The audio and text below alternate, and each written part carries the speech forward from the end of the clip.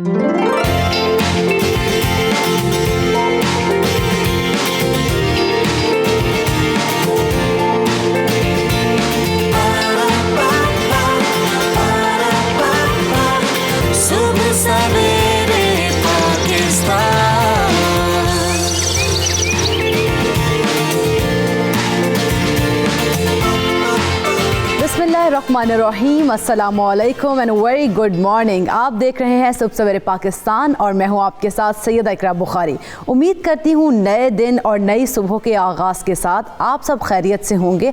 और अगर कोई लोग मौसम की वजह से, क्योंकि वायरल इन्फेक्शंस बहुत ज़्यादा फैल रही हैं, तो अगर कोई लोग ठीक नहीं हैं, उनकी सेहत ख़राब है, तो अपनी सेहत का बहुत ज़्यादा ख्याल रखें। क्योंकि मैं हर रोज़ आप लोगों को कहती हूँ कि सर्दी बढ़ रही है, क्योंकि जब मैं ट्रैवल करके आती हूँ ऑफिस, तो रास्ते में मुझे भी खासी ठंड लगती है और उसी ठंड के बायस जो है मैं बड़े ज़बरदस्त किस्म से ना अपने आप को कवर करके आती हूँ। तो आपको भी मैं यही कहूँगी कि आप जब बाहर निकलें तो कवर करके निकलें अपने आप को और ठंड से अपने आप को बचाएं, क्योंकि जान है तो जहान है। अगर इंसान सेहतमंद ना हो तो दुनिया की तमाम रंगीनियाँ, तमाम जितनी भी खूबसूरत चीज़ें हैं और नेमतें हैं, वो इंसान को बेमकसद नज़र आती हैं, बेरंग नज़र आती हैं और इंसान ज़रा भी उनमें बिल्कुल भी इन्वॉल्व नहीं हो पाता।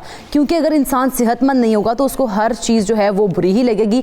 तो अपनी सेहत का ख़ास तौर पर ख्याल रखें। और आज की अच्छी बात भी यही हमने आपसे शेयर करना चाहती हूँ, वो यही है कि अपनी सेहत का ख्याल रखें, क्योंकि हमें बहुत ख्याल है आपका भी। क्योंकि आपने सुबह सुबह उठ के 9 से 11 सुबह सवेरे पाकिस्तान को देखना होता है और ख़ास तौर पे पूरा दिन में जो एक्टिविटीज़ करनी होती हैं, तो अपनी सेहत का बहुत ज़्यादा ख्याल रखें।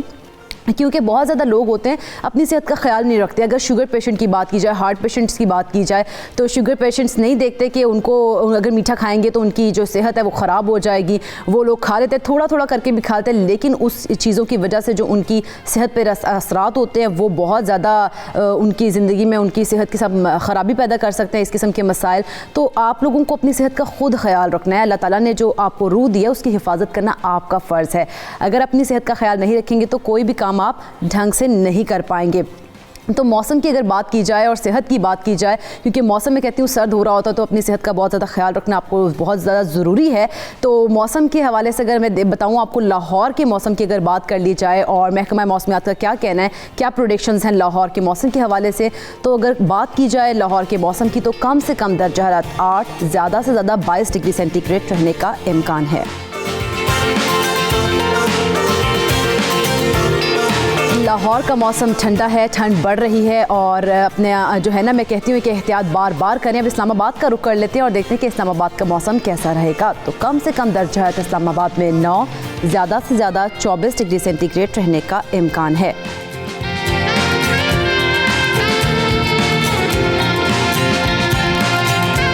शहर इक़्तिदार के बाद रुख करते हैं शहर कायद का और देखते हैं कि रोशनियों के शहर कराची का मौसम कैसा रहेगा। तो महकमा मौसमियात के मुताबिक कराची में कम से कम दर्जा हरारत 17, ज़्यादा से ज़्यादा 28 डिग्री सेंटीग्रेड रहने का इम्कान है। कराची का मौसम भी खुशगवार है। अब फूलों के शहर पेशावर का रुख कर लेते हैं और देखते हैं कि पेशावर का मौसम कैसा रहेगा। तो महकमा मौसमियात के मुताबिक पेशावर में कम से कम दर्जा हरारत 9, ज़्यादा से ज़्यादा 19 डिग्री सेंटीग्रेड रहने का इम्कान है।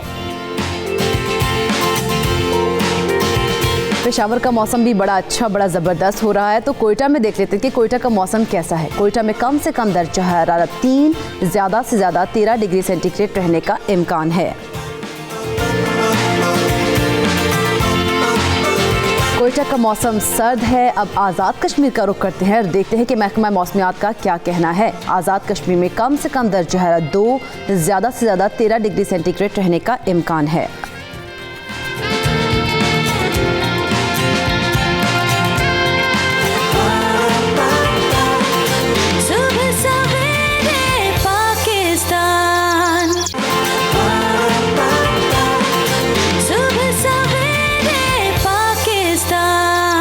आगे बढ़ते हैं और जिक्र करते हैं ऑरेंज ट्रेन का, जिसको गुज़श्ता रोज़ उसका लाहौर में इफ्तिताह हो चुका है। टेस्ट रन उनका जो है इफ्तिताह किया गया था। और ऑरेंज ट्रेन की अगर बात की जाए तो मुसाफिर जो हैं वो कहाँ से बैठेंगे इस ट्रेन में और ये कहाँ कहाँ से इलाकों से होकर अपने इख्तिताम जो आखिरी इसका पॉइंट है वहाँ पर पहुँचेगी, इसी पर बात करेंगे। हमारे साथ रिपोर्टर हमारे मौजूद हैं। फ़हीम, आप बताइएगा।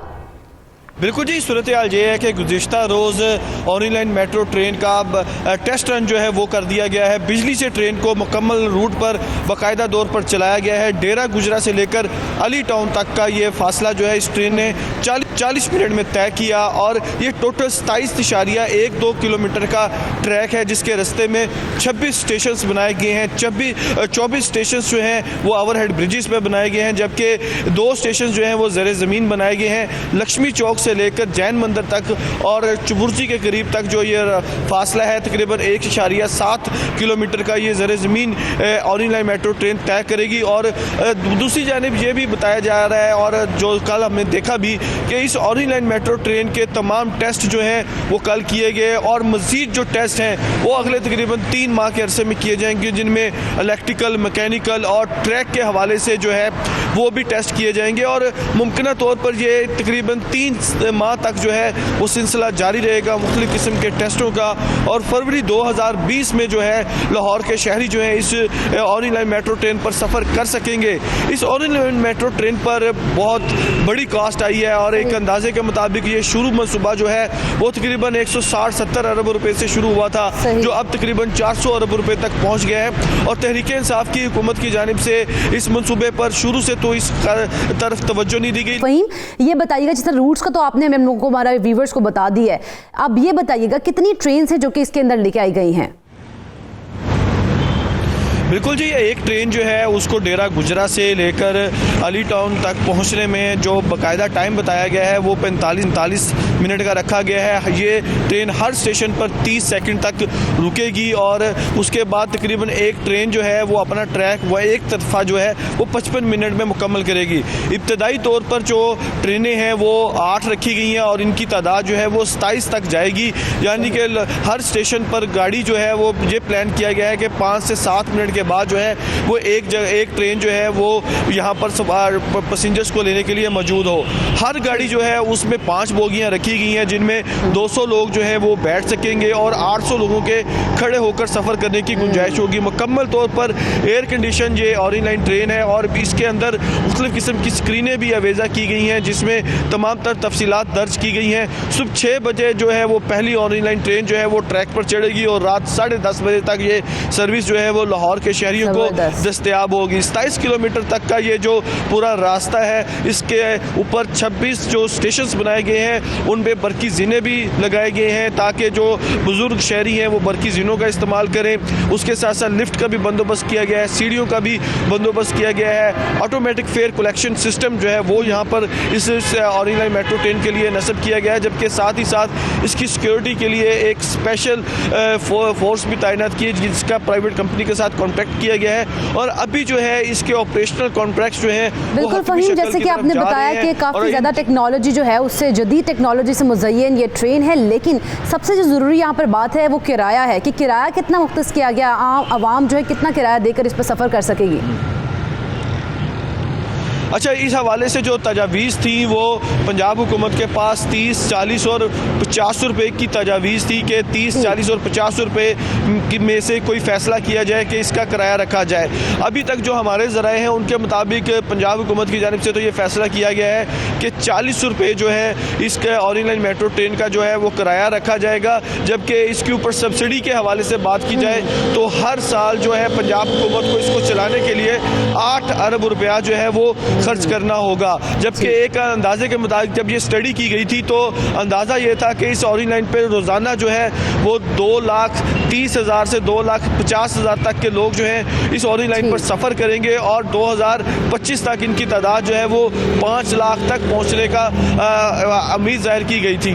तो इस हवाले से इसमें अपग्रेडेशन का भी सिलसिला किया जाएगा, क्योंकि अभी तो जो ट्रेनें हैं वो तकरीबन 26 से 27 हैं, जबकि ये बढ़ाकर जो है ये और जितने पैसेंजर्स बढ़ते जाएंगे उस हिसाब से इसकी ट्रेनों में भी इजाफा होता जाएगा। जी ठीक, बहुत बहुत शुक्रिया फ़हीम, आप हमें अपडेट कर रहे थे। नाज़रीन, जिस तरह के ऑरेंज बात की जाए तो बड़ी जदीद तरीन टेक्नोलॉजी जो है वो उससे मुज़य्यन है और यकीनन जो अवाम है, मुसाफिर जितने भी होंगे, पाकिस्तानी जितने हैं, उनके लिए सहूलत है एक बहुत ज़बरदस्त किस्म की। लेकिन थोड़ा सा इंतज़ार करना पड़ेगा, 3 महीने के करीब का कहा जा रहा है कि फरवरी 2020 में इसको बाकायदा इसका आगाज़ कर दीजिए, बाकायदा इफ्तिताह किया जाएगा आम आवाम के लिए।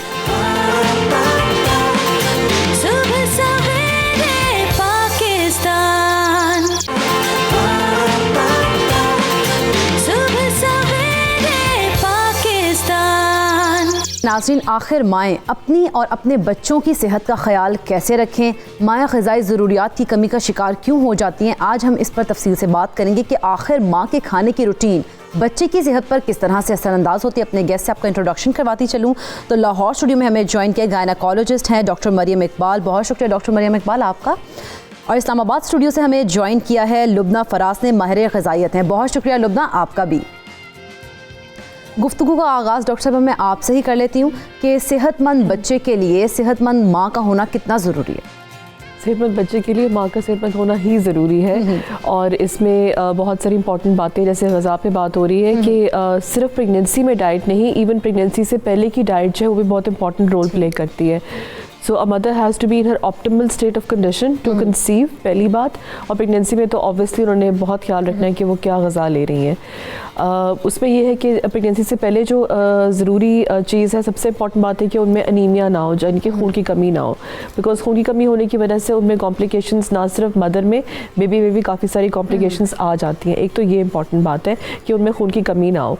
दूसरा, फॉलिक एसिड एक ऐसा मल्टीविटामिन है जो कि हमारे यहाँ प्री मैरिज काउंसलिंग नहीं होती, इसलिए लोग बताते नहीं है या पता नहीं होता कि प्रेगनेंसी से 3 मंथ्स पहले फॉलिक एसिड की एक गोली होती है जो कि हर माँ को जो कंसीव करना चाहती है लेनी चाहिए। और डाइट में फॉलिक एसिड होता है ऑरेंजेस में, उसके अलावा ग्रीन लीफी वेजिटेबल्स में सब्ज़ सब्जियाँ जो होती हैं, कैबेज है और जितनी ये लेग्यूम्स हैं, बीन्स हैं, इन सब में ये विटामिन नेचुरली भी होता है पर थोड़ी अमाउंट में होता है। तो लेकिन ये लेना, ये वाली चीज़ ज़रूरी है 3 मंथ्स बिफोर प्रेगनेंसी सोचने से भी पहले। प्लस फॉलिक एसिड की गोली, सिंगल एक गोली होती है जो कि उनको लेनी चाहिए प्रेगनेंसी होने से पहले 3 मंथ्स, और प्रेगनेंसी के फर्स्ट 3 मंथ्स में कंटिन्यू करनी चाहिए। ठीक है, फर्स्ट ट्रिमेस्टर की बात। जी, फर्स्ट ट्रिमेस्टर में बिल्कुल। उसके अलावा जैसे मैंने कहा, खून की कमी नहीं होनी चाहिए। उसके लिए यही है कि हमारी वुमेन जनरली अनीमिक है बिकॉज यहाँ पर मीट इनटेक कम होती है लोगों की। कुछ वेजिटेरियन तो खैर हम लोग नहीं हैं, लेकिन ये कि हम मीट लेते ही कम है, ये हमें पता नहीं कि क्या खाना चाहिए। वो जो प्रेगनेंसी में एक मिथ है ना कि ईटिंग फॉर 2, वो कोई ईटिंग फॉर 2 नहीं है, it's eating for 1। In fact calorie intake बहुत ज़्यादा बढ़ाने की ज़रूरत ही नहीं होती first 6 months of pregnancy. It's not कि कैलोरीज ज़्यादा है, आपने अच्छी चीज़ें खानी है, नॉट कि हाई फैट चीज़ें खानी है। जो सिर्फ लास्ट 3 मंथ्स होते हैं प्रेगनेंसी के, उसमें थोड़ी रिक्वायरमेंट बढ़ जाती है, वो भी 200 कैलोरी से ज़्यादा की नहीं है। तो जो ये मिथ है कि आप ज़्यादा खाएं क्योंकि आपने 2 के लिए खाना है, वो बिल्कुल गलत है। और कोई कैलोरी रिक्वायरमेंट नहीं है। और बल्कि वेट गेन जो है उसकी अपनी कॉम्प्लिकेशंस हैं, बेबी के लिए भी और मदर के लिए भी, तो वो तो बिल्कुल आउट है। कुछ केसेस में होता है ओवरवेट भी होते हैं दोनों, बिल्कुल ओवर बढ़ जाते हैं। बल्कि प्रेगनेंसी में जो रिकमेंडेड वेट गेन है, अगर आप नॉर्मल वेट के है टू स्टार्ट ऑफ विद, आपका वेट गेन बिल्कुल भी ज़्यादा नहीं होना चाहिए। अगर एक मदर है जो कि नॉर्मल वेट से स्टार्ट की है उन्होंने प्रेगनेंसी, उनका weight gain more than 11 to 15 kg ज़्यादा नहीं होना चाहिए। और जो ऑलरेडी ओवरवेट है उनका तो बिल्कुल 7 to 10 kg ज़्यादा वेट गेन पूरी प्रेगनेंसी में नहीं करना चाहिए, क्योंकि उसकी कॉम्प्लिकेशंस बढ़ जाती हैं। So it's not about gaining weight in pregnancy, it's about eating healthy. Healthy का मतलब ये है कि उन्हें कोई 5 पोर्शंस कम से कम लेने चाहिए, वेजिटेबल्स के और फ्रूट्स के। और ये जो हमारे यहाँ 5 पोर्शंस कौन कौन से थे वो भी मैं आपसे जानूंगी, लेकिन लुबना ये बताइएगा कि दौरान हमल या बच्चे की पैदाइश के बाद माँ की खुराक बच्चे पर कैसे असरअंदाज होती है? देखिए, जो रेकमेंड किया जाता है वो ये है कि एटलीस्ट पहले 6 माह बच्चे को माँ का दूध मिलेगा। तो इसमें यह है कि अगर आप अपने ग़िज़ाइयत का ख्याल नहीं रख रहे हैं तो उससे जो आपका बच्चा है वो डायरेक्टली अफेक्ट हो जाता है। साइंस अब ये कहती है कि हाँ, बिल्कुल ऐसा नहीं है कि अगर आपका डाइट बिल्कुल ख़राब है तो आपके दूध में कोई मसला होगा, बिल्कुल नेचर ऐसा नहीं करती। लेकिन ऑफ कोर्स आपकी हेल्थ में ये फ़र्क आता है। तो अगर एक मदर हैं वो अपनी डाइट का ख्याल नहीं रख रही हैं, जंक फूड की तरफ ज़्यादा हैं, या बिल्कुल अपने वेजिटेबल और इनटेक नहीं कर रही, तो वो अपनी हेल्थ का एक बहुत बड़ा रिस्क फैक्टर कर रही हैं। जहाँ तक बच्चे की ग़िज़ाइयत का सवाल है, देखें as far as nature goes, आपका मिल्क तो ऑब्वियसली मदर्स मिल्क सबसे बेहतरीन ग़िज़ा है बच्चे के लिए, उससे वो प्रोड्यूस होना बंद नहीं होगा, लेकिन उसकी जो कॉम्पोजिशन है या जिस तरीके से वो बेबी के लिए ज़्यादा बेहतर हो सकता है वो ये है कि आप ज़्यादा से ज़्यादा डिफरेंट वैरायटी ऑफ फूड्स खाएं।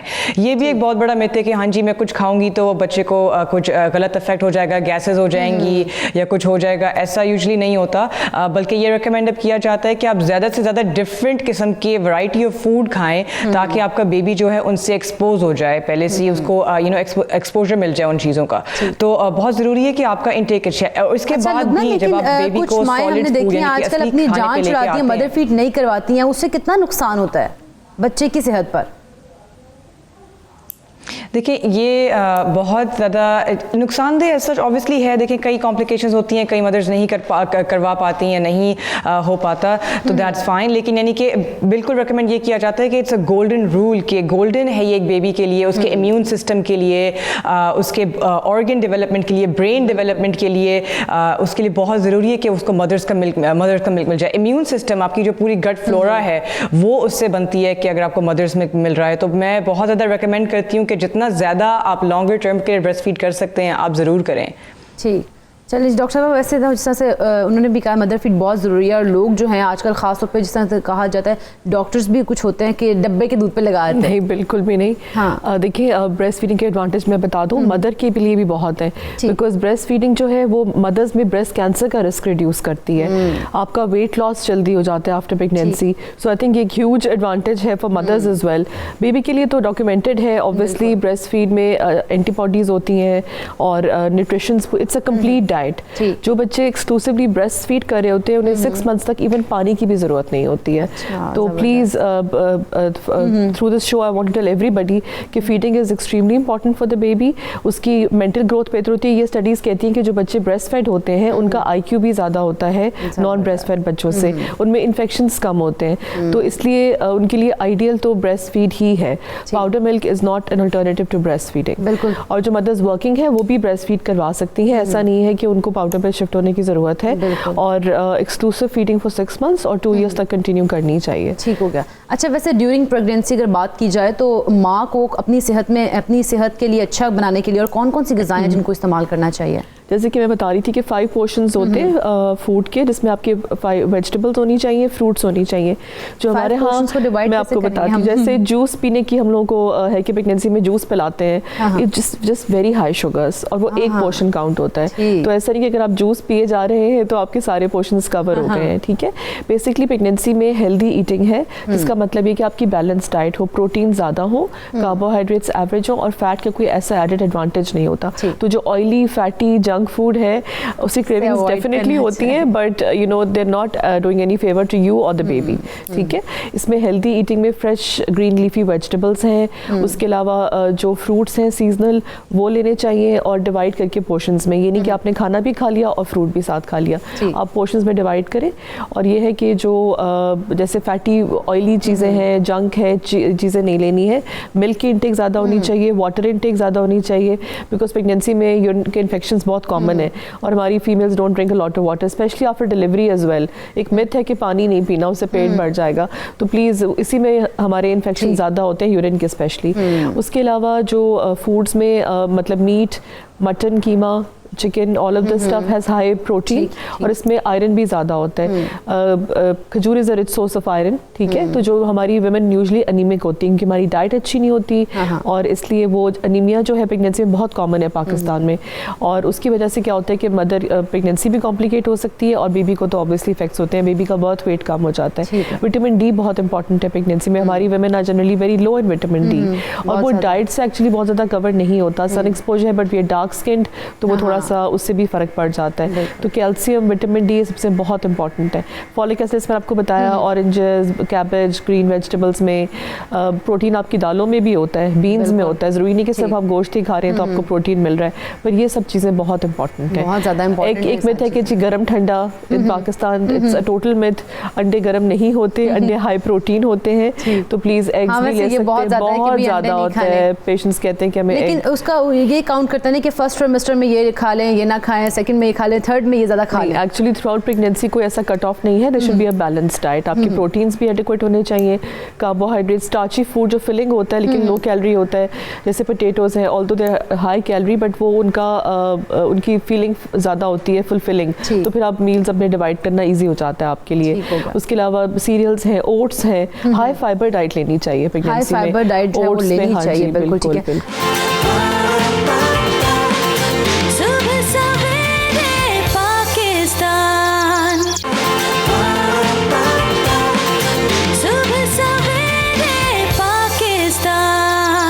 लुबना, ये बताइएगा क्योंकि टाइमिंग्स बड़ी मैटर करती हैं और हम लोग आजकल टाइम पे खाना भी नहीं खाते, तो जो माएँ टाइम पे खाना नहीं खाती हैं उस तरह उससे कितना ज़्यादा असर पड़ता है उसके ड्यूरिंग प्रेगनेंसी बच्चे पर? देखिए जो कहा जाता है वो ये है कि आपकी अपने अपने बॉडी को सुनने की आदत डालनी है।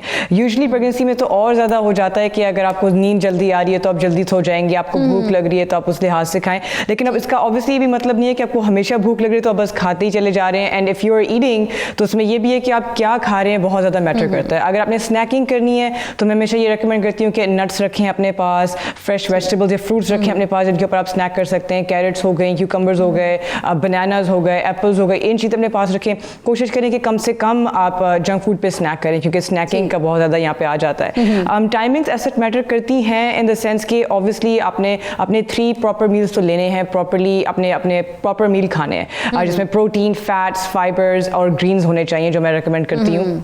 तो एज लॉन्ग एज आप वो पूरे कर रहे हैं, आपके टाइमिंग सही हैं, आपको अगर सुबह को उठ के फ़ौरन से भूख लग रही है, डेट्स अपने पास रखें, खजूर रखें, you can have that with पानी लें, ठीक है। तो ये सारी चीज़ें काफ़ी हेल्प करती हैं। नट मिल्क्स काफ़ी अच्छे होते हैं एज वेल, तो एग्स बहुत अच्छे हैं। ये चीज़ें आप अगर खा रहे हैं जब भी आपको भूख लग रही है, आप कोशिश करें कि आप किसी फ्रेश या असली खाने की तरफ जाएँ बजाय ये कि आप जंक फूड की तरफ चले जाएँ, क्योंकि कई लोग होते हैं जिनको बहुत ज़्यादा भूख लगती है, राइट, क्योंकि यूजुअली होता है कि आपकी बॉडी जो है वो ज़्यादा यूज़ कर रही है, खा लेते हैं, काफी जंक कर रही है, तो आपको ज्यादा फूड की जरूरत है। ठीक है लुबना, एक मैं आपकी तरफ दोबारा आती हूँ लेकिन एक कॉलर हमारे साथ है, फरजाना। अस्सलाम वालेकुम फरजाना। वो बेहतर होता है। वालेकुम अस्सलाम, क्या हाल है, आप ठीक हैं? जी जी ठीक ठीक, आप बताइएगा क्या हाल है आपका और क्या बात करना चाहती हैं आप? अल्हम्दुलिल्लाह ठीक हूँ। मैंने पूछना था कि बेबी है 2 दिन का लेकिन वो दूध नहीं आ रहा उसकी माँ को। अच्छा ठीक, और कुछ बात करना चाहती हैं आप? खानी चाहिए तो दूध उतर आएगी। चलें जी ठीक है, अभी बता देते हैं आपको। जी डॉक्टर साहब, ये बहुत कॉमन कंप्लेन है आजकल खुराक का मतलब इसमें होता है? नहीं, उसमें थोड़ा सा ना इम्पेशेंट है मदर्स। इसमें ये होता है कि जो फीड आने में कुछ टाइम लगता है, लेट डाउन रिफ्लेक्स जो होती है वो फौरन से नहीं होती है, तो इट टेक्स टाइम, तो you have to be patient. हम लोग परेशान, मतलब जो मदर्स हैं यूजुअली मैंने देखा परेशान होकर they switch to breast feeding से वो बॉटल फीड पे आ जाते हैं कि बेबी को इनफ नहीं मिल रहा। देखिए नेचर ने प्लान नहीं किया कि मिल्क इनफ ना बने, वो जितनी डिमांड होती है उतना मिल्क बनता है। होता ये कि बेबी जब बॉटल फीड कर लेते हैं फिर वो फीडिंग नहीं करते मदर से, उसकी वजह से ब्रेन को ये मैसेज मिलता है कि फीड की ज़रूरत ही नहीं है और ऑटोमेटिकली फीड कम हो जाता है। It's a very automated reflex. जब बेबी फीड करता है तो ब्रेन कहता है कि फीड ज़्यादा बनाना है और आपके हार्मोन्स रिलीज होते हैं और फीड ज़्यादा बनता है। जितना बेबी सकल करेगा उतना ही फीड बनेगा। तो जब आप बॉटल फीड के साथ उसे ऑल्टरनेट करते हैं तो बेबी का स्टमी फुल होता है, वो फिर फीड ही नहीं करता तो फिर फीड नहीं आता। डाइट में फीड बढ़ाने के लिए there are few things that you can do. एक तो आप पानी ज़्यादा पिए, दूध का इस्तेमाल ज़्यादा करें। उसके अलावा जो डाइट में ये है जीरा है और मेथी दाना, fenugreek seeds, they increase mother feed, और popcorn weirdly enough also increases, there's been studies on that।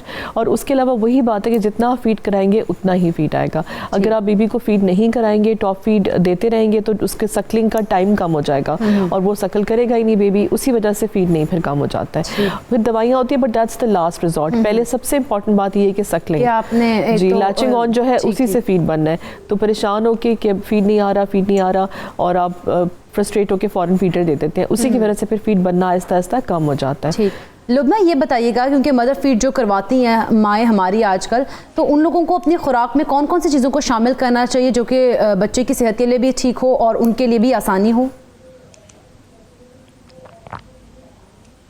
मैं हमेशा ये कहती हूँ कि डिफरेंट खाने आप अपने डाइट में लेके आएँ। तो जैसे डॉक्टर साहबा ने भी बताया है कि different green vegetables, fresh fruits, oats हो गए, ठीक है, नट्स एंड सीड्स हो गए, दालें हो गई, मीट्स हो गए, फिश हो गई, ये सारी चीज़ें आपकी डाइट में होनी चाहिए। वैरायटी होनी चाहिए आपकी डाइट में। ये भी नहीं है कि आप कोई चीज़ बहुत ज़्यादा खा रहे हैं, गोश्त पे आपने फोकस कर लिया और आपने बाकी होल ग्रेन्स अपने छोड़ दिए। It has to be a balance diet. एक बैलेंस होना बहुत ज़रूरी है और वैरायटी होना बहुत ज़रूरी है। कई लोग ये कहते हैं कि ये खाएंगे तो आपकी वो फीड कम हो जाएगी या हो जाएगा, उससे ऐसा चारों थिंग इतना ज़्यादा फ़र्क पड़ता है। साइंस ने इसको काफ़ी डिस्क्रेडिट कर दिया है। तो different fruits and different vegetables, whole grains, आपके प्रोटीन्स, आपके फाइबर्स, हर चीज़ मैटर करता है। कोशिश करें कि आप ज़्यादा से ज़्यादा डिफरेंट नई चीज़ें एक्सपोज करें अपने आप को, अपने बेबी को भी, उससे ज़्यादा आपको फ़ायदा होगा। एग्स हो गए, आपके दाल और आपकी राइस एंड एवरीथिंग, सब कुछ मैटर करता है। तो कोशिश करें कि ज़्यादा से ज़्यादा जो भी आपके सीजन में है वो अपनी डाइट में आप लेके आएं। नेचुरल चीज़ें खानी चाहिए। एक कॉलर हमारे साथ मौजूद है मुल्तान से, नवीद। अस्सलाम वालेकुम नवीद। वालेकुम अस्सलाम जी। 5 महीने हो गए प्रेगनेंसी को, तो बच्चों जो बेगम में ये ब्लड की कमी होती है, ब्लड की कमी दूर करने के लिए कोई खास डाइट डॉक्टर साहब से? चलें जी, ठीक है जी, अभी बता देते हैं आपको। एक और कॉलर है सियालकोट से हमारे साथ, मुकद्दस। अस्सलाम वालेकुम। वालेकुम सलाम जी, मुकद्दस बात करनी थी। हाँ जी। मेरी बेटी है छोटी 9 माह की और मैं अपना दूध पिला रही हूँ उसे। ठीक। तो मैं भी खुद वीक हूँ लेकिन मैं खुराक अच्छी ले रही हूँ, दूध पी रही हूँ, फ्रूट खा रही हूँ। तो मुझे सारे कहते हैं अपनी बेटी को डिब्बे का दूध लगाएं आप, तो भैंस का लगाएं, आपकी बेटी बहुत वीक है लेकिन माशाल्लाह एक्टिव है, लेकिन मेरा ही दूध पी रही है वो। चलें ठीक है, अभी तो बता देते हैं जी डॉक्टर साहिबा। फॉर द फर्स्ट कॉलर जो खून की कमी की बात थी, खून की कमी एक तो देखने की जरूरत है कितना लेवल है इनका, और अभी 5th मंथ है, अभी टाइम है डिलीवरी में। जो रिकमेंडेशन है वो ये कि डिलीवरी के टाइम आपका हीमोग्लोबिन 11 ग्राम्स होना चाहिए, और अभी इनके पास टाइम है। अगर ये अपनी डाइट से और दवाइयों से उसको मैनेज कर सकें तो ज़्यादा बेहतर है। अगर इन्हें कोई प्रॉब्लम नहीं है, जैसे सांस नहीं चढ़ता और ये है कि थकावट बहुत जल्दी नहीं होती, मीन्स के सिम्टम्स नहीं है खून की कमी के, तो फिर ये दवाई भी ले सकती हैं। दवाई डिपेंडिंग कि उनका लेवल क्या है हीमोग्लोबिन, डबल डोज में भी दी जा सकती है वरना सिंगल डोज में। और खाने पीने में ये कि वही जैसे मैंने बताया कि मटन, कीमा, चिकन, ये चीज़ें ज़्यादा लें क्योंकि इसमें हाई प्रोटीन वो होता है, आयरन होता है। खजूर में भी हाई आयरन होता है, और जैसे ग्रीन लीफी वेजिटेबल्स हैं ये सब भी ले सकते हैं। एप्पल में भी होता है, उसकी एब्जॉर्प्शन ज़रा कम होती है लेकिन होता है बिल्कुल। तो फ्रूट्स ये सब चीज़ें लें, उससे आयरन। लेकिन उसके अलावा जिससा ये बता रहे हैं कि खून की प्रॉपर कमी है तो इनको दवाई भी लेनी पड़ेगी, और ये भी देखने की ज़रूरत है कि खून की कमी की वजह क्या है, क्या वो आयरन की कमी की वजह से है या खुदा न खास्ता कोई और प्रॉब्लम है। तो they need to see the doctor, because अगर ये करेक्ट नहीं होगी तो बेबी के वेट भी इफेक्ट होगा और कॉम्प्लिकेशंस भी हो जाएंगे। ठीक हो गया। लुबना, एक कॉलर थी हमारे पास मुकद्दस सियालकोट से, उन्होंने कहा कि उनकी 9 माह की बच्ची है, आपने उनका क्वेश्चन सुन ही लिया होगा, और वो वीक है और वो उसको डब्बे के दूध पे स्विच करवाना चाह रहे हैं। ये तो आपको डॉक्टर से चेक करना पड़ेगा कि वाकई आपकी बेबी अंडरवेट है या नहीं, और क्या गाइडलाइंस हैं इसके लिए। लेकिन अगर वो माँ का दूध पी रही है तो आई डोंट थिंक आपको डब्बे की दूध लगाने की जरूरत है, उसके लिए आप क्यों लगाएंगे? उस बेस्ट न्यूट्रिशन है बेबी के लिए माँ का दूध, लेकिन अगर वो 9 माह की है तो आप उसको बाकी खाना भी इंट्रोड्यूस कर सकते हैं। तो वो गाय का दूध बिल्कुल आप इंट्रोड्यूस करवा, मैं गाय का दूध रेकमेंड करती हूँ कि 1 साल के बाद आप इंट्रोड्यूस करवाएं। अच्छा। 1 साल के बाद इंट्रोड्यूस कराएं तो बेहतर है। 1 साल तक बच्चे को गाय के दूध की ऐसा ज़रूरत नहीं है, माँ का दूध स्पेशली अगर वो पी रही है तो ज़्यादा अगर वो अब 9 माह की होगी तो आप उसको खाने इंट्रोड्यूस करवा सकते हैं, मैश करके आप उसको फ्रूट्स एंड वेजिटेबल्स दे सकते हैं। और अगर ये कह रही है कि वो माशाल्लाह एक्टिव है, रिस्पॉन्स करती है और बिल्कुल ठीक है, तो ऐसा अनलेस कि ये डॉक्टर कोई एडवाइस कर रहा है कि आपका बेबी अंडरवेट है और आपने कोई इसको सप्लीमेंट देना है, तो I don't think it's necessary at all. कोई ज़रूरत नहीं है इस चीज़ की, डब्बे के दूध की ज़रूरत ही नहीं है, गाय के दूध की भी ज़रूरत नहीं है, 1 साल से पहले ज़रूरत नहीं होती। ठीक हो गया। वैसे डॉक्टर साहब कि कुछ ऐसे ख़वातीन, अगर मैं आपसे पहले से बात करी थी कि कुछ ख़वातीन होती हैं कि प्रेगनेंसी में कुछ खुराक में ऐसी गलती कर लेती हैं जो कि उनका जो है केस जो है वो नॉर्मल नहीं होता, तो कौन कौन सी ऐसी गलतियाँ जो कि वो करती हैं तो केस उनका नॉर्मल नहीं होता? नहीं, हर केस नॉर्मल डिलीवरी की अगर आप बात करें तो वो डिपेंड करता है बहुत सारे फैक्टर्स पे, सिर्फ diet is not the only factor. हाँ, ये होता है कि जो हमारी वुमेन थोड़ी सी वेट उनका ज़्यादा होता है जिसकी वजह से उनकी बेबीज़ का वेट भी ज़्यादा होता है। डायबिटीज़ जिन बच्चों में होती है उनमें बेबी के वेट ज़्यादा होते हैं जिसकी वजह से, लेकिन वो भी एक कट ऑफ है, ये नहीं कि हर बेबी के लिए सिजेरियन ही होता है अगर उसका वेट ज़्यादा है। लेकिन जो नॉर्मली वजह डाइट का अगर आप ताल्लुक कह रहे हो तो यही होता है कि एक्सक्यूज़ मी, अगर बेबी का वेट ज़्यादा है बिकॉज ऑफ फैटी फूड लिया उन्होंने या उनको डायबिटीज़ है, शुगर कंट्रोल नहीं है, तो उसी सूरत में होता है। इसलिए इनको हाई कैलोरी या हाई फैटनिंग फूड लेने की ज़रूरत नहीं है, ये वजह बन सकती है। या जो इनका वही खून की कमी की वजह से बेबी का वेट बहुत कम होता है कि वो टॉलरेट नहीं कर पाता नॉर्मल लेबर का स्ट्रेस, तो उसमें भी सिजेरियन सेक्शन का रेट बढ़ जाता है। लेकिन आई थिंक कि सिजेरियन कराने से पहले, जैसे पहले भी बात कर रहे थे ब्रेक में, बहुत सोच समझ के कराएं, क्योंकि एक दफ़ा सिजेरियन होता है तो फिर हर दफ़ा चांसेस बढ़ जाते हैं और हर सिजेरियन की कॉम्प्लिकेशन ज़्यादा होती हैं। तो जब भी को आपको सिजेरियन एडवाइस करे प्लीज़ थोड़ा सा तसल्ली कर लें कि क्या ये सही इंडिकेटेड है, क्योंकि ये हर एक में सिजेरियन नहीं इंडिकेटेड होता, हर केस में सिजेरियन नहीं होता। लुबना, लास्टली आपको बहुत सी माएँ देख रही हैं, उनके लिए मैसेज देना चाहेंगी? मैं उनको यही मैसेज देना चाहूँगी कि आप कोशिश करें कि अपनी ग़िज़ा पे फोकस करें, क्योंकि जब बच्चा बड़ा भी होता है तो वो आप ही को रोल मॉडल के तरीके से देख रहे हैं। अगर आप कम खाना खाएंगे या आप ज़्यादा फ्रूट्स नहीं खाएंगे, वेजिटेबल्स नहीं खाएंगे, तो बच्चे उसी को रोल मॉडल करते हैं। अपनी ग़िज़ा को बेहतर करें, उसी से बच्चे की ग़िज़ा भी बेहतर होगी, चाहे वो अनबॉर्न है या अभी पैदा होने वाला है या ऑलरेडी बॉर्न है। तो अपनी ग़िज़ा को बेहतर करें और अपने बच्चों की ग़िज़ा को भी इस तरीके से बेहतर करें। चलें जी, ठीक है। डॉक्टर साहब, आप मैसेज देना चाहेंगी? और मेरा मैसेज सिर्फ यही है कि हमारे यहाँ women think of themselves as a last priority, अपने आप को खुद प्रायोरिटी बनाएं।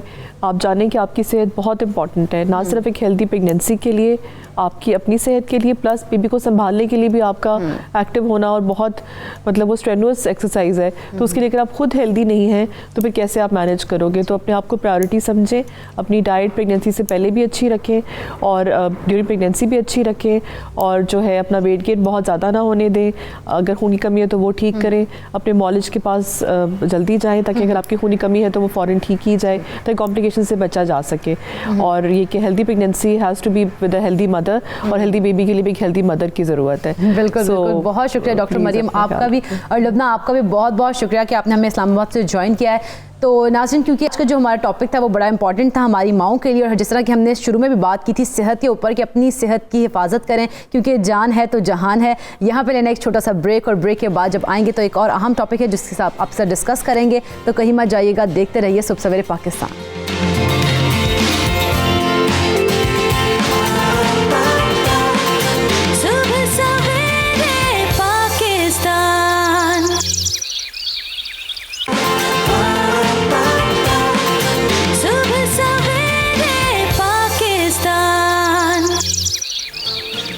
Welcome back. आज व्यूवर्स हम बात करेंगे माजी में पाकिस्तान को कामयाब फिल्में देने वाले एम.ए. रशीद की जो बेटी हैं उनसे मुतालिक बात करेंगे, और एम.ए. रशीद की जो बेटी हैं रफ़िया रशीद, वो किस हालात में रह रही हैं और इस हालात में वो उनको कौन लेकर आया, आखिर ऐसी क्या वजह हुई कि वो इन हालात तक पहुंची हैं। तो इनसे आज हम तफसीलन से बात करेंगे। हमारी नुमाइंदा जो है मरियम इस्लामाबाद में रफ़िया साहिबा के साथ ही मौजूद है। मरियम, बताइएगा, रफ़िया आपा से पूछेगा उन आखिर वो क्या वजह बनी, क्या वजूहात थी जो कि वो इस वक्त एक ढाबा चलाने पर मजबूर हैं।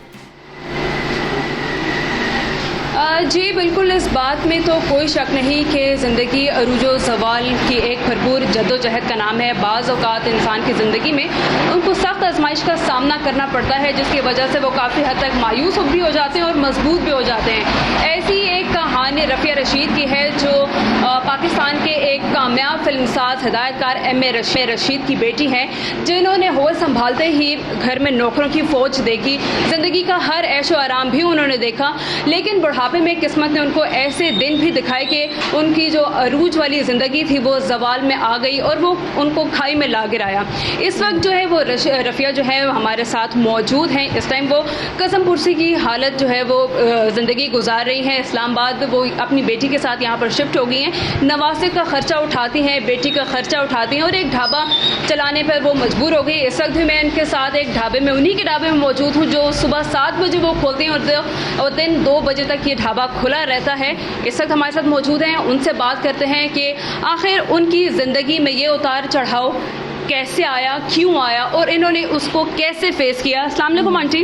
वालेकुम अस्सलाम। अच्छा आंटी, मुझे बताएं, आपने बड़ी अच्छी एक शहाना अपने लाइफस्टाइल देखा, उसमें आपने ज़िंदगी भी गुजारी। डाउनफॉल आपका कैसे स्टार्ट हुआ और कैसे उसको आप अब मैनेज करी, और क्या आपको ज़रूरत पड़ी कि आप ये एक ढाबा चला रही हैं अब? बेटे, अल्लाह ताला की मैं मशकूर हूँ कि उन्होंने मुझे बहुत प्यारे शफीक वालिद दिए, डैडी एम.ए. रशीद। अब्बा जी की ज़िंदगी में तो हर आसाइश था, मगर मेरी जो ये हालत है, मेरे वालिद की वफ़ात और मेरी इकलौती बेटी समर ज़ारा की बीमारी बाइपोलर डिसऑर्डर की वजह से हुई। क्योंकि कोई रिश्ता अब्बा जी की वफ़ात के बाद कोई साथ तो दिया नहीं किसी ने, मुझे ये लड़ाई, उसका इलाज सब कुछ खुद करना पड़ा। करते करते तमाम असासा जो मेरे वालिद ने मुझे बना के दिया था, क्योंकि उनकी ज़िंदगी में मैंने कभी बाहर काम नहीं किया, ना वो बर्दाश्त करते थे, वो तमाम असासा, वो सब चीज़ें, वो घर बार जो भी माल असबाब था, बेटे मेरी इकलौती बेटी समर ज़ारा की बीमारी पे खर्च हो गया, और उसकी नाकाम शादी जो है उसके बाद मेरे पे हुसैन की ज़िम्मेदारी मेरे नवासे की आ गई। तो ये 10 साल 2011 से 2019 तक का सफ़र, तमाम तर सफ़र जो है बेटे, मैंने अपनी चीज़ें फ़रोख्त करके और तमाम अखराजात को खुद फेस किया। तो हालात यहाँ तक आ गए, क्योंकि ना मेरे पास कोई जॉब थी, ना मेरे पास उम्र थी। तो इस वजह से आज मैं इस्लामाबाद इसका इलाज हो रहा है डॉक्टर यूसुफ ज़ई साहब के पास, अब्दुल वहाब यूसुफ ज़ई के पास। तो सर ने फ़ीस भी माफ़ की हुई है, मगर दवाइयाँ, घर के अखराजात, बिल्स वगैरह, बच्चे की हुसैन की तालीम के अखराजात, उनको चलाने के लिए 55 साल की उम्र में मैं क्या करती।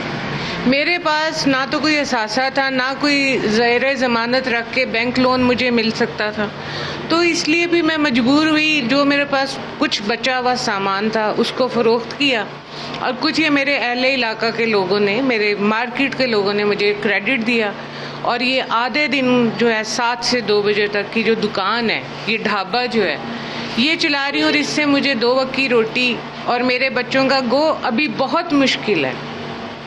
उसमें ये ढाबा अभी इस काबिल नहीं हुआ कि मेरे तमाम तर अखराजात को ये ढाबा पूरा कर सके, मगर मैंने हिम्मत नहीं आ रही। आज कम है, कल अल्लाह ताला अपने नबी पाक के सदके इसको बढ़ा देंगे।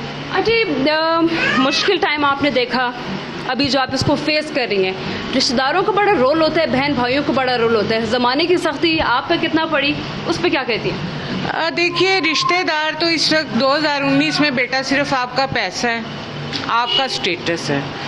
मेरे रिश्तेदार भी वैसे ही हैं जैसे सबके होते हैं, और उन्होंने साबित किया कि खून सफ़ेद हो जाता है। जब पैसा होता है तो सब साथ होते हैं, जब पैसा नहीं होता तो कोई साथ नहीं होता।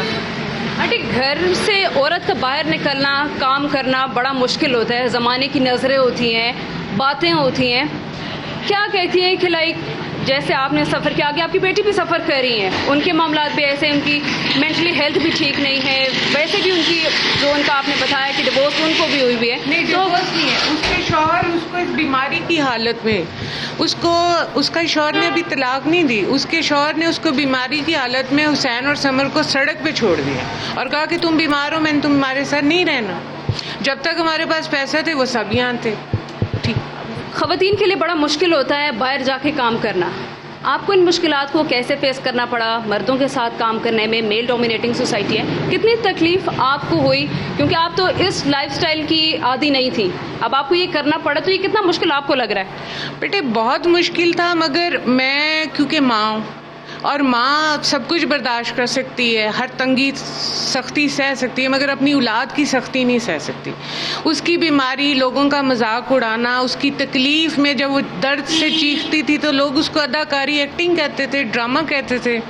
उसने नीचे गिर जाना तो उसको पंजाबी में शायद आप समझ पाएँ, डाम कहना, मकर कहना, बहुत सारा कि ये अटेंशन हासिल करने के लिए सब परफॉर्मेंस देती है। ये सब बातें जो मेरी और मेरी बेटी के अपनों ने की, उन्होंने हमारे दिल का वो मजाक उड़ाया, हमारी बीमारी का मजाक उड़ाया। उनका ये मजाक, उनकी ये तंजिया हंसी, उनकी ये तकलीफ़ जो उन्होंने मेरे दिल को पहुंचाई अपने खूबसूरत जुमलों से, उसने मुझे ताकत दी। और मैं जिनकी फॉलोअर हूँ, मैं अपने अल्लाह नबी पाक और पंजतन पाक की फॉलोअर हूँ।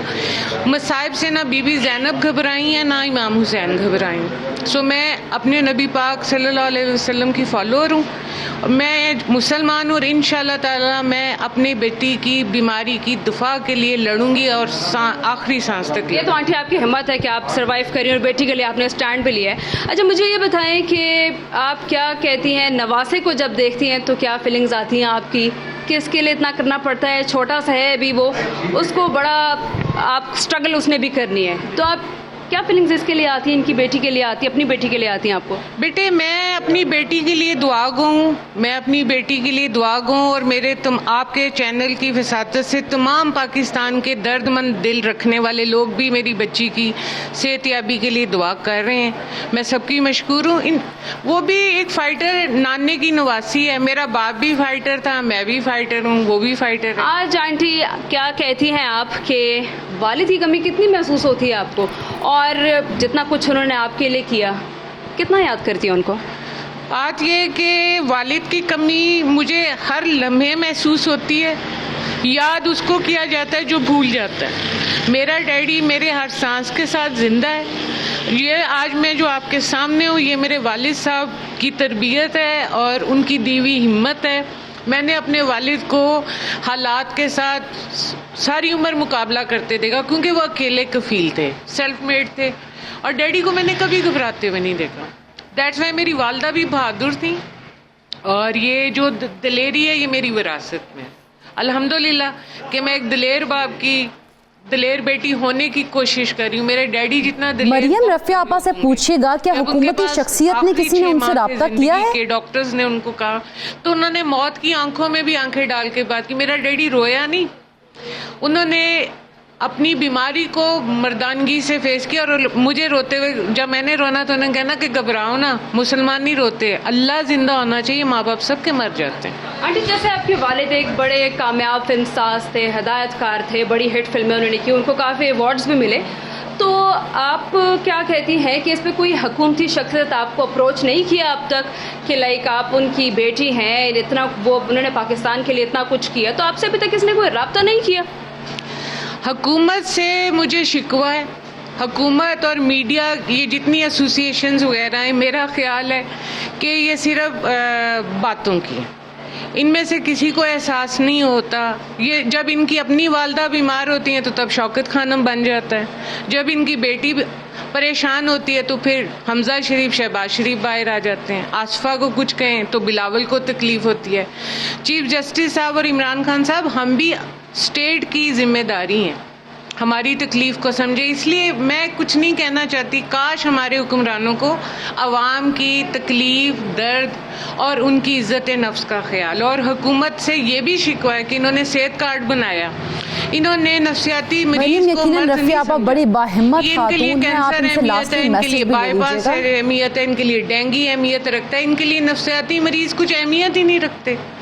तो खुदा रहा, जहाँ कैंसर पेशेंट की अहमियत है, प्लीज़ नफसियाती मरीज़ों को भी अहमियत दें, उनके बारे सोचें, कोई कानून पास करें। अच्छा आंटी, आप क्या कहती हैं, जिस तरह की स्ट्रगल आपने देखी, आप बेटी को भी चला रही हैं, अपना खर्चा भी खुद उठा रही हैं, कोई मैसेज देना चाहती हैं, कोई ख्वाहिश है आपकी, क्या कहती हैं आप?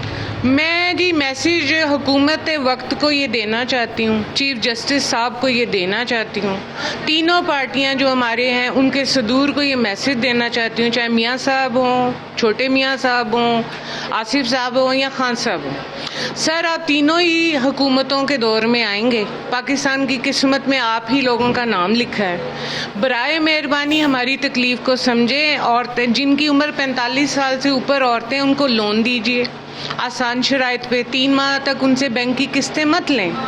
बराए मेहरबानी चीफ जस्टिस साहब, आप ये जो नफसियाती मरीज़ हैं, मैं झूठ नहीं बोल रही, मेंटल अस्पताल लाहौर चेक कर सकते हैं, लोग इनको आग कर देते, इनका शरई हिस्सा नहीं देते। सर, इनका शरई हिस्सा नहीं देते। बराए मेहरबानी कोई ऐसा बिल पास करें, कानून बनाएं कि नफसियाती मरीज़ों को उनके सरपरस्त की ज़िंदगी में उसका शरई हिस्सा मिल जाए और वो उसके नाम कौमी बचत में शामिल हो। ये तमाम चीज़ें जो हुकूमत है उसको सोचनी चाहिए और इनके ऊपर अमल भी करना चाहिए। रफिया आपा ने बड़ा खूबसूरत मैसेज दे दिया। बहुत बहुत शुक्रिया मरियम आपका भी और रफिया आपा आपका भी।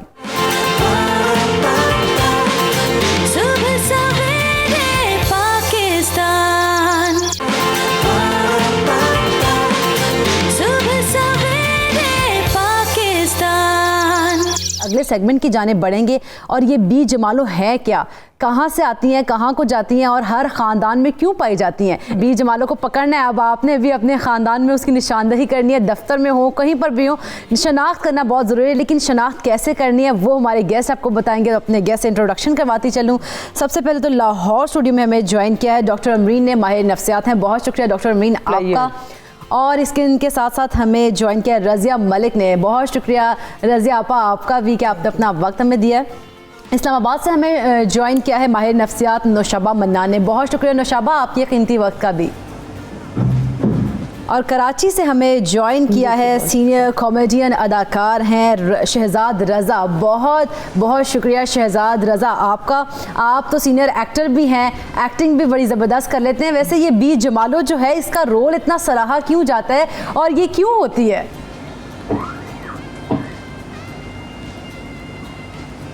अस्सलाम वालेकुम। जी जी वालेकुम अस्सलाम। आपकी एक बात इसमें बहुत अच्छी लगी, हाँ थैंक यू। इसमें एक बात बहुत अच्छी लगी, तारुफ कराते वक्त आपने कहा आप अच्छी एक्टिंग भी कर लेते हैं तो थैंक यू वेरी मच कि वो आपको वो जो मैं कर लेता हूँ वो आपको नज़र आ गई।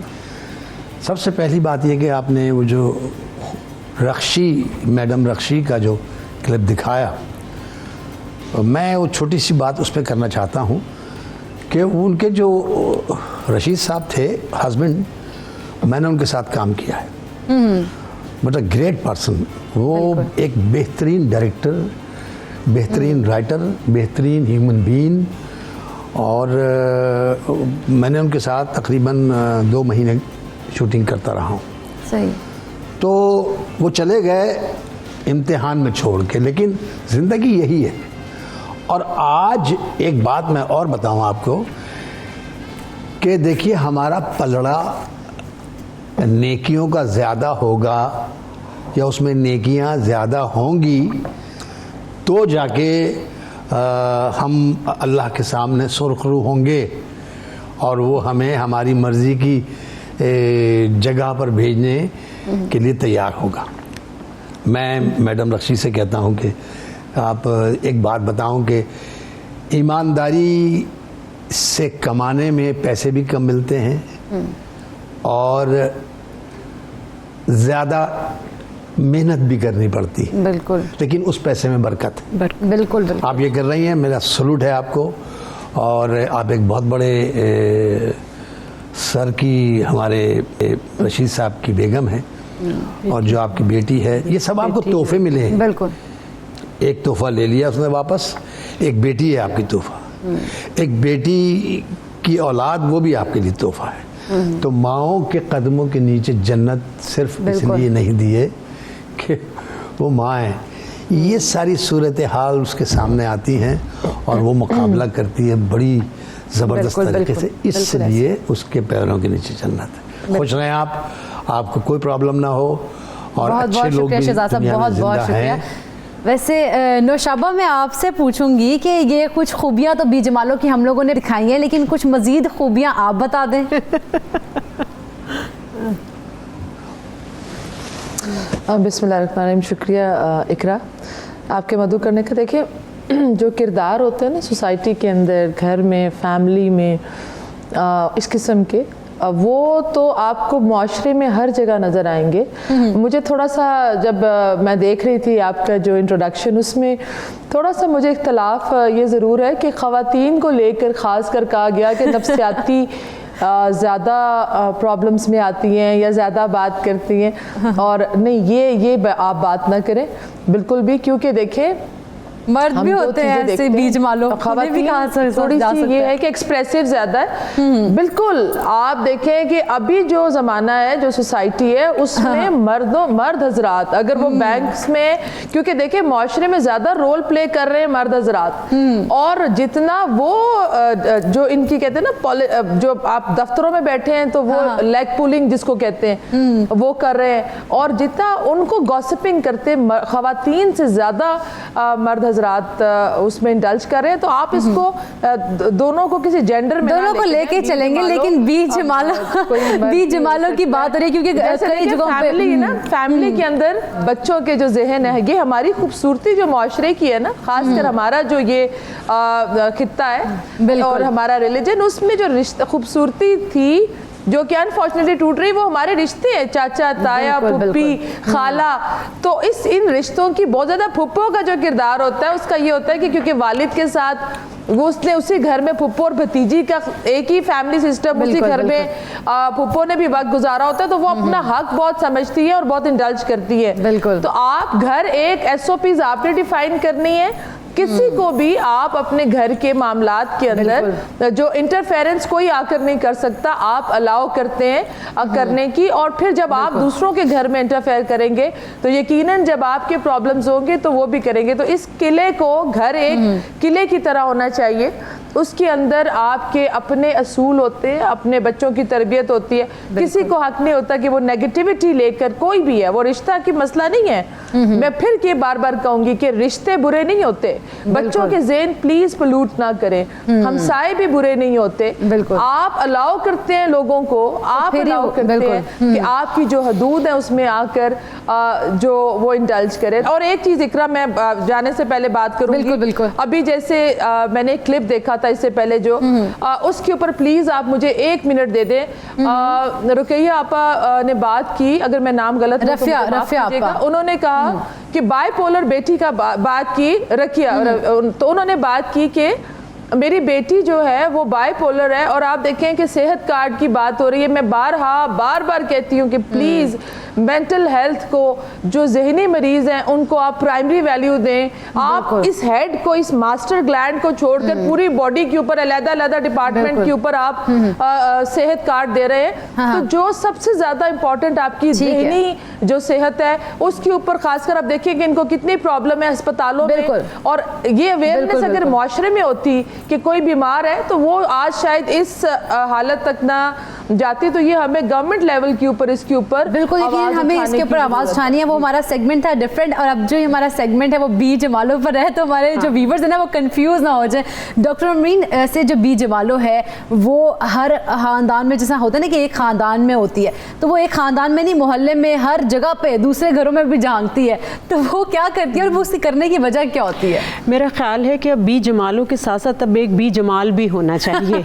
जैसे नौशाबा ने कहा कि irrespective of the gender discrimination, और हकीकत में ये देखा जाए कि कुछ चीजें हमने लेबल और टैगिंग कर दी है, ना बी जमालों का नाम दे दिया, एक कैरेक्टर का नाम है ना, जो कि मोस्टली जो है वो हम लोग मेरे ख्याल ड्रामाज में भी दिखाते हैं एक बी जमालों का कैरेक्टर जो है। तो वो अब एक जो बी जमाल का कैरेक्टर है ना, मैं सिर्फ ये कहूंगी कि वाकई वो एक बी जमालो या बी जमाल हर जगह होते हैं। उसकी तो हम शहजाद भाई से बात करेंगे ना, वो कौन होती है एग्जैक्टली। अब जो इसमें दो चीजें मैं इकरा बताना चाहूंगी, ये जो हम कैरेक्टर की जो लेबलिंग कर देते हैं या हम कह देते हैं, तो वाकई अगर देखा जाए तो वर्क प्लेस के ऊपर जितना ज्यादा रोल बी जमाल प्ले करते हैं लेग पुलिंग और उस सारे में और गॉसिप्स में और बिचिंग में, तो हमें इस चीज से भी बाहर आना, चाहे वो मर्द करे औरत करे, दोनों चीजें। इसमें एक जमाल का कैरेक्टर भी आता है, वो पूछिए कैसे वो जमाल वो है जो बैठ के, जमाल के बारे में मैं बाद में आपसे पूछूंगी, लेकिन यहाँ पे एक छोटा सा ब्रेक लेते हैं ताकि थोड़ा सा सस्पेंस जो है ना वो जमाल पे भी रह जाए। तो कहीं मत जाइएगा, रहिए सुबह सवेरे पाकिस्तान, क्योंकि टॉपिक बड़ा जबरदस्त है।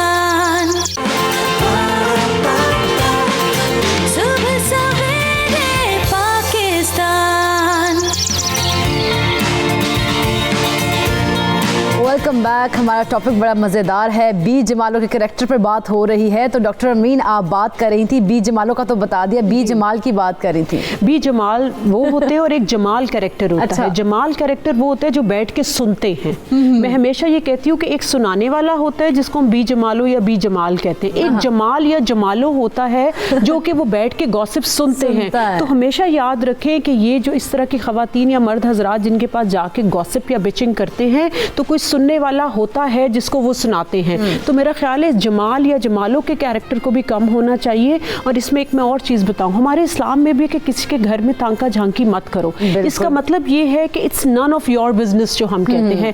असर्टिव ट्रेनिंग हमें देनी चाहिए वर्क प्लेस के ऊपर, या अक्सर लोग मैंने देखा है कि पर्सनल लाइफ के बारे में पूछते हैं। तो I have being a psychologist, I am assertive enough to say कि जी it's none of your business, this is my personal life and I don't discuss my personal life at workplace. तो ये assertive training लोगों को देना, क्योंकि लोग खामखा आपकी जिंदगी में अननेसेसरीली क्वेश्चन पूछते हैं, टांग अड़ाते हैं और फिर आप उन्हें जस्टिफाई करते हो। हमने जस्टिफाई हर एक को नहीं करना।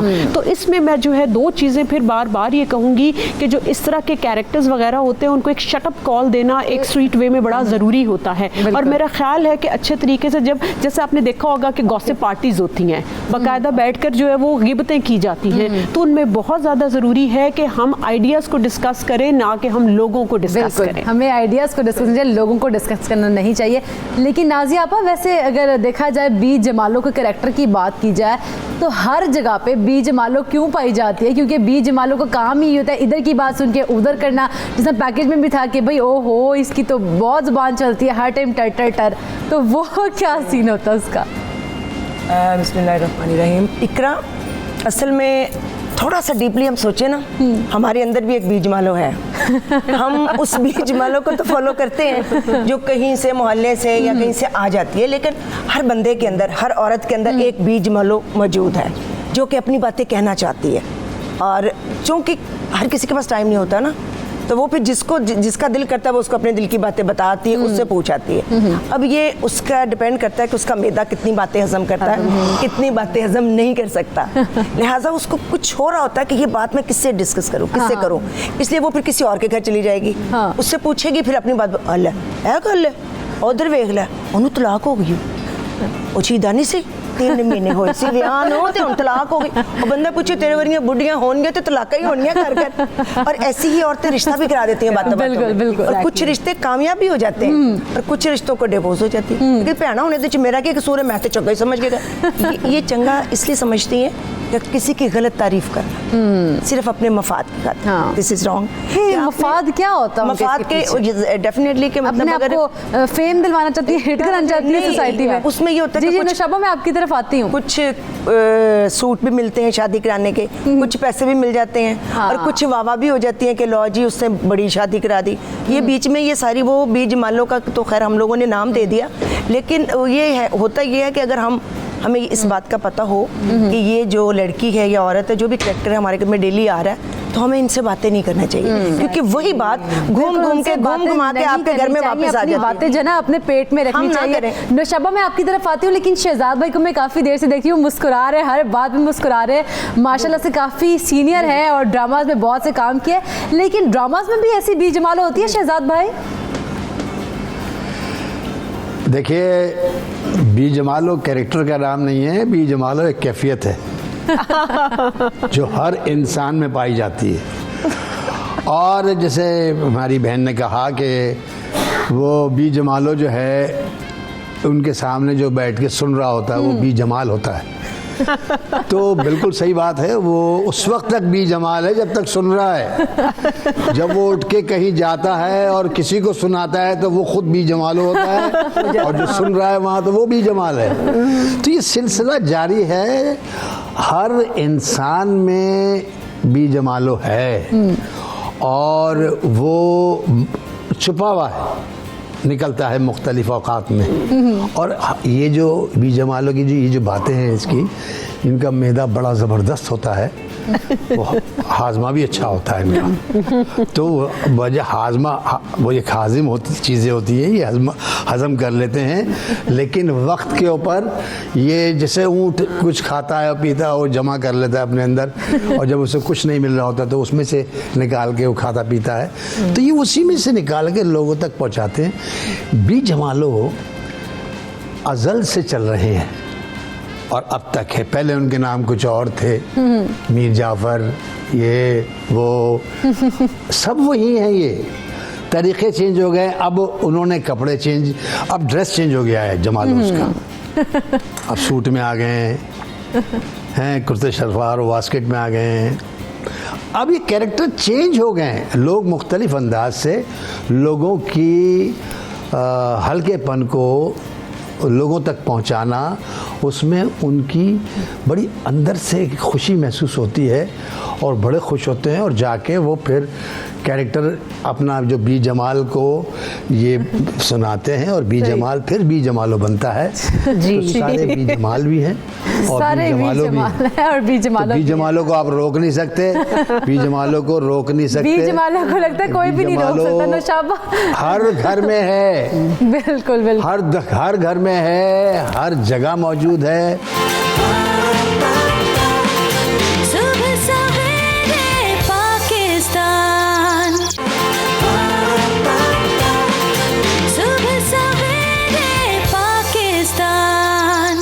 नौशाबा बताइएगा इकरा के कहते हैं मुझे इशफाक अहमद का एक और कहते हैं कि हमारे अपने दामन के साथ बिच्छू और सांप लटक रहे हैं लेकिन हम दूसरों की मक्खियाँ उड़ाने में बड़ा जो है हमारा इंटरेस्ट होता है देखिए ह्यूमन नेचर के अंदर ये चीज़ है कि वो दूसरे के घर की खिड़की में झांकना दरवाज़ा खटकाना इसको पसंद करता है क्योंकि अपनी ज़िंदगियों में इतनी ज़्यादा प्रॉब्लम्स होती हैं तो वो ये चेक करते हैं कि कोई हमारे जैसा और भी है कि नहीं तो ये जो किरदार है बीज मालो के ये हमारे अपने बनाए हुए ये हमारे अपने बनाए हुए हैं तो मैं देखने वालों को भी ये कहूँगी कि हर एक चीज़ वक्त के साथ उसके तकाजे बदल जाते हैं वो बीज मालो को जो किरदार कल तक मीडिया या ड्रामा में था आज वो हमारे हाथों में मोबाइल की शक्ल के अंदर मौजूद है और हम वो किरदार अभी भी पर्सनल लेवल के ऊपर भी कर रहे हैं तो इसको अगर आप थोड़ा सा इसी कन्वर्सेशन को आगे ले जाएं तो हमें अपने बच्चों की तरबियत में ये चीज़ ज़रूर डालनी है कि आप प्लीज़ लोगों के अगर आप अकाउंट्स बना रहे हैं तो उसके अंदर आप एक जर्नल डिस्कशन जिसके अंदर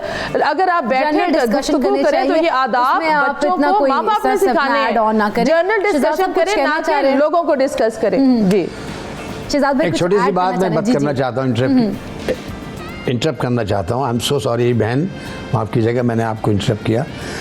बी जमालो जब किसी ड्रामे में आप दिखाते हैं, डिस्कस आप कर रहे थे ना, और लोग उसे एंजॉय करते हैं, उसका एक बड़ी वजह यह है कि उनके अंदर है वो, तो उनको अपना आप नजर आ रहा होता है। बहुत खूबसूरत, मैंने भी ये हरकत कहीं की थी, बहुत। तो ये सब कुछ है उनमें बी जमाल। दूसरी बात ये कि आप किसी को नहीं रोक सकते। फेसबुक पे किसी ने कहा जी वो, अब मैंने ये कहा कि जी मैं यहाँ कराची में नहीं हूँ, मैं आपके वलीमे में नहीं आ सकता, आई एम सो सॉरी। जहाँ मैं गया वो तस्वीर खींच के उसने फेसबुक पे डाल दी। तो अब वो ये उसने नादानिस्ती में बी जमालो वाला काम किया। बिल्कुल। अब उनका फोन आया, यार आप तो यहीं थे यार, ये क्या बात की यार, ये तो आप यार शहजाद भाई। तो नादानिस्ती में बी जमालो का काम हुआ। अगर आपने किसी से कहना है कि मैं नहीं हूँ कराची में, तो फिर आप घर के अंदर बंद रहे, कहीं पे भी ना जाए, किसी भी एक्टिविटी में ना बंद रहे। ये देखिए, ये आपकी अपने आप से फाइट है। बिल्कुल, ये आपकी अपने आप से फाइट बिल्कुल ऐसा ही है डॉक्टर। अगर आपकी इजहार लोगों तक ना पहुंचे कि आपने झूठ बोला है, अपने बच्चों को जब बताते वक्त इस बात का, देखें बच्चों को जिस चीज से मना करेंगे, अगर मना ऐसे करेंगे ना तो उनमें तजस्सुस पैदा होगा। बिल्कुल। ये मना क्यों कर रहे हैं, या ऐसे क्यों मना कर रहे हैं, वो है क्या चक्कर। बिल्कुल ऐसे। तो देखें, उनको जब कहीं पर ये किरदार नजर आएगा या फेसबुक पे या कहीं, तो कहेंगे अच्छा ये है वो कैरेक्टर जिसके लिए वो मना कर रहे थे। इसमें टेस्ट सही है जी, ठीक हो गया। डॉक्टर अमरीन, वैसे इस तरह की बी जमालो हमारे मुआशरे में किस किस्म की मिसाल पैदा करती हैं? मैं यहाँ पर मिसाल तो जो पैदा करते हैं वो हम लोग ज़रा थोड़ा सा नोटोरियस हो गए हैं इस बी जमालो या बी जमाल के कैरेक्टर के लिए। तहजीब याफ्ता अक़वाम में अगर आप देखें तो वहाँ पर इकरा लोग अपनी एक पर्सनल स्पेस की बात करते हैं। पर्सनल स्पेस का मतलब ये है कि आप अपनी ज़ाती ज़िंदगी के अंदर किसी को इंटरफेरेंस करने की इजाज़त ना तो देते हैं और ना ही आप दूसरे की ज़िंदगी में जो है वो अननेसेसरली इंटरफेयर करते हैं। और वहाँ पर लोग आपको बड़ा असर्टिव वे में कह देते हैं, अव्वल तो कोई करता ही नहीं, और अगर कोशिश करे तो वहाँ पर एक स्टॉप की लाइन होती है। तो ये ट्रेनिंग जो अभी जो है वो नौशाबा ने भी कहा और सबने कि हमें बच्चों की ये ट्रेनिंग बहुत ज़रूरी है करनी, और सबसे पहले अपनी ट्रेनिंग करनी ज़रूरी है। आपके अपने घर के अंदर जब हम किसी की बैठ के बात कर रहे होते हैं कि उसने ऐसे कपड़े पहने, उसने ऐसा किया, उसने ऐसा नहीं किया, तो हम बच्चों को क्या बेसिकली ट्रेनिंग दे रही है, एक नेगेटिविटी ऐड कर रहे हैं कि we can talk about someone at the back. अगर आपने किसी की करेक्शन करनी है तो हमेशा याद रखें वही सीख ली, और अगर आपने किसी की करेक्शन करनी है तो हमेशा उस इंसान के सामने जो है वो आप करेक्ट करें, ना कि उसके बैक पे बैठकर। और ऐसे कैरेक्टर्स को हमें बी जमालों के कैरेक्टर को और अपनी इस कैफियत को भी डिस्करेज करना चाहिए, क्योंकि ये हमारे अंदर बिल्कुल मैं एग्री करती हूँ कि ये कैफियत का नाम एक है, लेकिन उसको हमें उस एनर्जी को एक अच्छे वे में चैनलाइज करना चाहिए, अपने बारे में बात करनी चाहिए, ना कि दूसरे लोगों के बारे में बात नहीं करनी चाहिए। हैदराबाद से कॉलर है हमारे साथ आयशा। अस्सलाम वालेकुम आयशा। वालेकुम अस्सलाम, कैसी हैं आप? ठीक है, अल्लाह का शुक्र, ठीक ठाक। क्या बात करना चाहती हैं? ये आपका प्रोग्राम मुझे बहुत अच्छा लगा। देखिए, बी जमालो जो है नेगेटिव तौर पे भी देखा जाता है और पॉजिटिव तौर पे भी, ठीक है ना। हमारा दीन, हमारा इस्लाम और नबी सल्लल्लाहु अलैहि वसल्लम ने भी फरमाया कि अपने आस पड़ोसी को मतलब उनके ख्याल रखना चाहिए, कौन दुख में कौन तकलीफ में। यहाँ तक हुक्म है कि अगर आपने पेट भर के खाया और आपका पड़ोसी भूखा तो आपने अपने पेट में आग भरी। आजकल हम इन चीजों को नहीं देख रहे, हम जो है कमजोरियों को देखते हैं और उन्हें बदनाम करने की कोशिश करते हैं। किसकी बेटी बैठी है, किसकी बेटी आके बैठ गई, किसकी बेटी की अब मंगनी हो गई, कब रुखसती होगी, कब क्या होगा। हमने जो है बुराई को अपने ऊपर ना वो कर लिया, अपने ऊपर रूप धार लिया है। इन चीजों को हमने देखते, हमने जो है ठीक हो गया। एक और कॉलर है हैदराबाद से ही, हैदराबाद जाग रहा है आज। जफर साहब अस्सलाम वालेकुम। बेटे वालेकुम अस्सलाम। इकरा माशाल्लाह बेटे, आप अच्छा प्रोग्राम, अच्छे टॉपिक बहुत बहुत शुक्रिया। अभी आपने ये टॉपिक लिया है, शहजाद रजा साहब बैठे हैं, इनके मैं तकरीबन इन्हीं का हम उम्र हूँ, 70 में चल रहा हूँ। ये मलिक अनोखा वही अख्तर हमारे दोस्त होते थे जब से मैं अल्हम्दुलिल्लाह, और माशाल्लाह रजा साहब बड़ी अच्छी बातें ऐड कर रहे हैं। ये बेटी हमारी, लेकिन बेटा बेसिकली जो शहजाद साहब ने तो जफर साहब आज हमारे शो को और हमारे सेगमेंट को खास तौर पे 4 चांद लगा दिए। सर अब बस मैं कह रहा हूँ ना रजा भाई हमारे बहुत सीनियर और अल्लाह ने जिंदगी दे सेहत दे, ये अपने ये तजर्बात ही बोलते हैं ना बेटा। मैं ये शेयर करना चाह रहा हूँ बेटा कि असल में सबसे बड़ी चीज ये कि हमने इस कैरेक्टर को नाम दे के और हम महसूस हो रहे हैं। इसकी वजह बेटा इकरा ये है, हमारा कहीं भी हमारी ट्रेनिंग खत्म हो गई, हमारे स्कूल, हमारे मसाजिद, हमारी मजालिस, हमारे सब जगह बिल्कुल ऐसी हमारी ट्रेनिंग्स जो हैं वो खत्म हो चुकी हैं। और हमारी ट्रेनिंग्स जो खत्म हो गई हैं कैसे खत्म हुई हैं ये तो हम डिस्कस करते रहते हैं, इसके ऊपर भी हमारे काफ़ी हम डिज़ाइन करते हैं। रज़िया आपा, बी जमालों को हम लोग अपनी लाइफ में घुसाते हैं कि क्विकली ज़रा बता दें क्यों घुसाते हैं? हाँ, घुसा क्यों देते हैं, इजाज़त क्यों देते हैं उसको? उसकी वजह है कि घर में जो हमारी किसी इजाजत की जरूरत नहीं। ये बात भी सही है कि अगर बी जमालों को किसी इजाजत की जरूरत नहीं है। हाँ, भाई मैंने इसीलिए ये बात कही है कि बी जमालों को घुसाते क्यों है, क्योंकि यानी कि हम लोग खुद से हम लोग उसको इजाजत देते हैं ना, मतलब ये कि हम खुद से अपने आप को अपनी बी जमालों को मारे रखते हैं, अपनी बात हम अपने पेट में क्यों रखते हैं? हाँ बिल्कुल सही, यही कह रहे हैं इकरा शहजाद भाई भी कि असल में हमारे अंदर भी बीज मालो है ना, तो हमें हमारी बात दिल करता है किसी के साथ, हाँ किसी के साथ बात करने के लिए, तो वो कोई पता नहीं होता। पहले आप उसको पाबा जंजीर करें, मोहल्ले की कोई भी औरत हो सकती है, हमारी पड़ोसन भी हो सकती है, हमारी बहन हो सकती है, भाई हो सकता है, कोई हमारे अपने रिलेटिव रिश्तेदार मोहल्लेदार कोई भी हो सकता है। तो वही ना अपने आप का पहले करना करें। हम ज़ाती तौर पर उससे बात करते हैं। मैं करना चाहूँगा छोटी सी बात। मैं भी आया हूँ प्रोग्राम में और मैं एक छोटी सी बात करना चाहता हूँ। बी जमालो सिर्फ वो नहीं है जो आए हाय ये करके बात जो करती है, नहीं। बी जमालो अंदर जो बी जमालो आपको है, आपके घर में बैल बजी, आपने यूँ देखना कौन है यार, और या फ़ोन बजा तो फ़ोन पे उठा के कौन, तो आप बच्चों के सामने कहलवा रहे होते हैं झूठ, वो आपकी अंदर का बीज मालो है। बिल्कुल ऐसे। अब वो बच्चे ने देख लिया, बिल्कुल वो बाहर अगर उनसे मिल गया तो वो कह देगा कि आप आए थे हमारे घर पे, कहना है अच्छा तुम, हाँ मैं आया था, तुम्हारे पास गए हुए थे, गए हुए नहीं थे, वो तो वही थे, मुझसे कहलवाया, कह दो नहीं है। अब देखिए आपने आपके बीज मालो ने एक परफेक्ट बीज मालो पैदा किया सामने, तो ये अपने भी जमालों को बाबा जंजीर करें, बिल्कुल उसको अरेस्ट करें, उसको बंद करें, बिल्कुल उसको फिर जाके आप आगे चल सकते हैं। तो भी जमालों को किसी इजाजत की जरूरत नहीं, लेकिन ऐसे ही अनासर जो बी जमालो हम बन जाते हैं, या हम अपनी अगर बात करें हमारे अंदर भी मौजूद है या कहीं और भी सोसाइटी में मौजूद है, इस अनासर को, ऐसे अनासर को हौसला शिकनी कैसे देनी है नौशाबा? देखिए मैं एक चीज़ बार बार कहती हूँ कि हम अपने जो माशरे में हमारे जो किरदार है ना, हमारे जो रिश्ते हैं, चाहे अभी जैसे बात की हमसाए हैं, हमारे रिश्ते हैं, इनको बदनाम ना करें।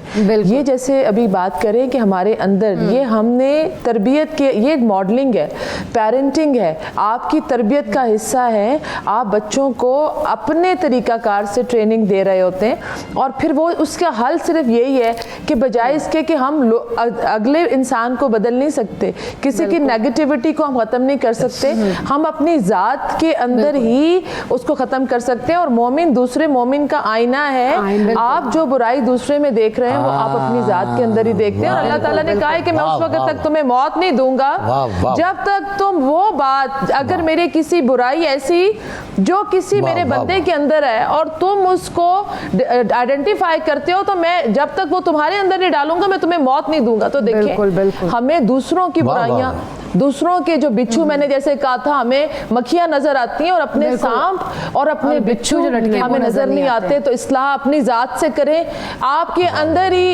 अंदर ही बीज मालो है। और ये जो किरदार है, ये अब हद जो इख्तियार कर गया है उसका किरदार वो ये है कि ये नेटवर्किंग जो है, पहले तो हमसायगी की हद तक थी। टाइम का मसला है, टाइम खत्म हो गया है। बहुत बहुत शुक्रिया नौशाबा आपका, और शहजाद भाई खास तौर पे आपका बहुत ज्यादा शुक्रिया कि आपने आज हमारे शो को 4 चांद लगाए। डॉक्टर उर्मीन आपका शुक्रिया, और आपका भी बहुत शुक्रिया कि आप भी आई हैं और आपने हमें बीज मालो केस है ना, और जो कैरेक्टर है उसको डिस्कस किया। बस वो मैं असल बात तो बता ही नहीं सकी जो, लेकिन हमारे प्रोग्राम का वक्त खत्म हो गया। नेक्स्ट टाइम इंशाल्लाह आपसे पूछेंगे। लेकिन जैसे कि हमारे प्रोग्राम का वक्त हुआ खत्म, इस प्रोग्राम का फीडबैक जरूर दीजिएगा। कल फिर 9 से 11 आपसे मुलाकात होगी, तो कल तक के लिए मुझे दीजिए इजाजत। अल्लाह हाफिज।